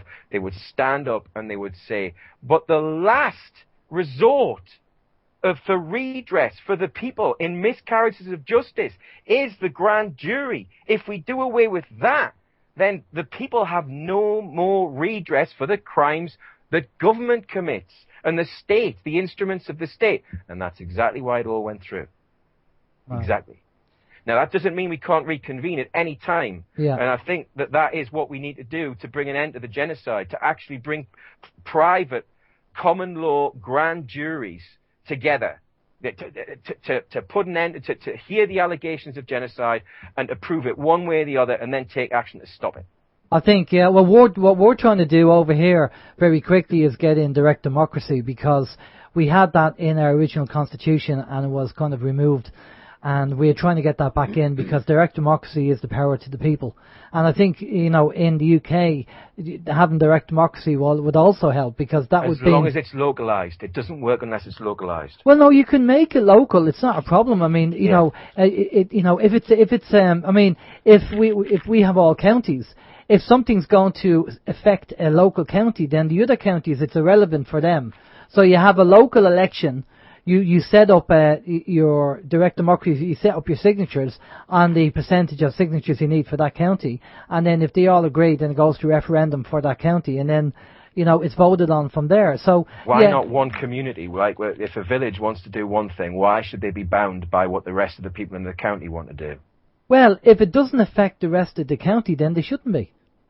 No, but that's what I'm saying. I don't believe in any form of government except self-government, and that doesn't mean collectivism in any form. It can only be, and this is through the voluntary agreement and association of people in any community, and that's the only way local problems can actually get solved, and that everyone can live in a state of harmony and abundance. Yeah. It's only when we have to, or we think, we're programmed, we're socially engineered to believe that we have to sell our soul and join the rat race. Well, that's what everyone does, isn't it? We have to get a mortgage as soon as possible, otherwise we won't get on the property ladder. Then we'll have no chance of making a fortune and buying a holiday home in the sun. We've all heard the line. Perhaps most of us have bought it hook, line and sinker at some point in our lives, because that was the intention of the social engineers. Exactly. However, once you wake up and you get out of the rat race, there's no going back. Exactly. There isn't. And on that You note, can't. Go on. no, I was just saying, on that note, because we're running out of time. On that note, again, fantastic interview, Michael. Fantastic information. Thanks a lot for coming back on. And we'll have to do a part two. I think we're going to have to do a part 3 and get you on in a few weeks' time, maybe a couple of months' time, to and maybe get an update on the whole kind of Nice treaty thing if we find out any more information. But I'll just say thanks for coming on, and I'll pass you over to Steve, and Steve's going to get all your details off you. Okay, cheers, lads. Much appreciated. No, much appreciated on your behalf, Michael. It's been fantastic information. I thank you. Alan, thank you. The listeners that have been typing into the chat box there, they thank you as well. Jimmy and Doreen even rang in and said thanks. Oh, give them my regards. I will. You mentioned some websites earlier on, and I'm just going to throw them out here. If I missed that, and you can let me know, and then you can just have the final word. But your website is the Great British MortgageSwindle.net. That's a shockumentary film about mortgage fraud. You also have self-realization with an S.com. You also mentioned roguemail.org. That one's Michael O'Dara's. Michael O'Dara. Yeah. Okay. And the last words to you, Michael.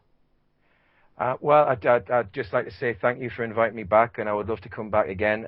There are other subjects, such as anarchy, that I haven't even been anywhere near, which is quite a surprise. But nevertheless, I'd just like to say to everybody that from the bottom of my heart, I absolutely know that we all have it within us to change the way things are in our lives. And as soon as we lose the fear and stop feeling like we're helpless, we start to see the things that we can do to help ourselves, our families, and our communities. So don't aim low, aim high, and know that we've all got a unique contribution to make. We don't have to follow anybody else's path, we have to follow our own. Brilliant said. Okay, Michael, just stay with us there, and we'll just go to a bit of music. We'll be back after this. This is Open Your Mind Radio on OYMradio.com, UnitedWeStrike.com, and PeoplesInternetRadio.com. Right, we're back. That was Michael O'Bernicia, and great information from Michael for people out there who are struggling with the mortgages and debt and everything else. I mean, I had a conversation with a relative of mine last week who was in his 70s, and he wasn't aware of any of this information, and he basically wants to come up this week and have a chat with me and obviously go through it. You know, I'm going to show him the information, show him the evidence. And because we are all indoctrinated and controlled, and have been since birth, 2 and 2 is 5, that's what we've been told. It's a lie, and if you keep telling a lie over and over again, people will believe it. And then when people come along and tell you that 2 and 2 is 4, what's the first thing you're going to do? You're going to say, I don't believe that, because we've been indoctrinated. So we have to wake people up in whatever way we can, try and wake them up. So, right, for next week, we will have James Gilliland. Now, the last time we had James on, a couple of weeks ago, he had some technical issues. They were playing around with his technical side of things over where he was, and they blew out some lines and stuff like that. So we asked James to come back and do a full interview, which he said he's happy to do. So we will confirm that during the week, and so it'll be great having James back on. But do you have information on who's on?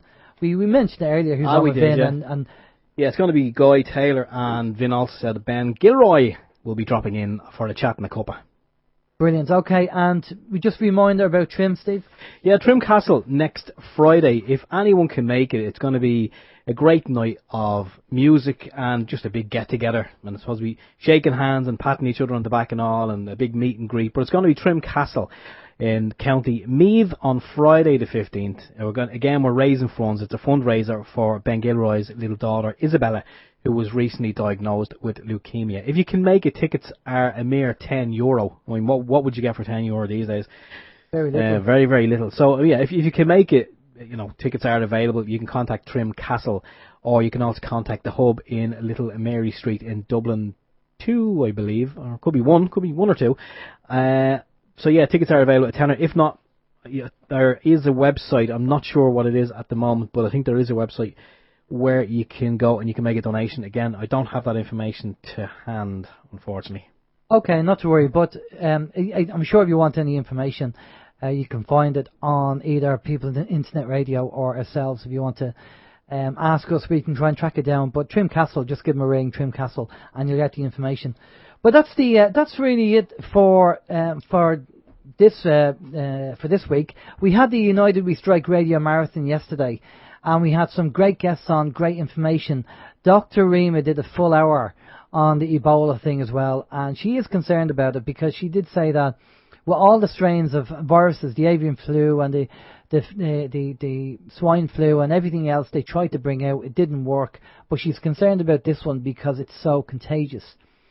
So, if you want to pop over to UnitedWeStrike.com and you can actually just click on the pod, you can listen or download the pod of Dr. Rima and you can hear what she says about that. Other great guests and other great information out there. But, if we hear anything, obviously we send out emails during the week, but we're just compiling some links at the moment. We're going to send them out. But do you have anything planned for the week, Steve? No, nothing on the radar at this moment in time. Just want to mention too, very quickly, my father, as I mentioned at the top of the show, he's staying with me at the moment. He was out last night having a constitutional, a point in a local hostelry, and he got chatting to a guy who's been working. He's originally from the area, but he's been working for the past a couple of years over in Africa, and he actually contracted the Ebola virus, but he was cured. He was caught in time, it was dealt with, and he was cured. And he was just showing my father some scars on his body, I think mostly his arms, and he was telling him a little bit about the virus. Like, I haven't really looked into it at all, but this chap was saying that your veins basically explode. How true is it? I don't know. Well, that is true, because Ebola is like scurvy, and it actually depletes your vitamin C, which means if you don't have it in your veins, then you bleed internally. Aye, aye, Captain. Oh, yeah, okay. Yeah, maybe I'll have a look at that during the week. But then again, from what we heard from Dr. Rima last week, all you need is the nano silver, and that's a cure in itself. And the intravenous vitamin C, by the way, according to Dr. Rima anyway, is only treating the symptom. It's not treating the cause. Okay, so the nanosilver will treat the cause because this is a virus, it's not bacterial. So the likes of MMS and colloidal silver apparently won't be able to do anything with the actual virus, the Ebola, because it's a virus and not bacteria. That's the science bit anyway. But okay, we're going to pass over to Ben. I'm sure it's going to be a great interview with Ben and Guy Taylor. Have a good week. Stay safe. This is Alan James. And if you are going to Trim Castle and somebody points out who we are, don't be afraid to come over and say hello. And we'll say hello back. That's yeah. All right. Take care. Bye bye. If you want to come over with a point in your hand. No, we're only joking. Okay, yeah, great interview. Stay tuned for Vin on People's Internet Radio. Myself, Stephen George, signing off. We'll do it all again next week. Take care. Bye bye.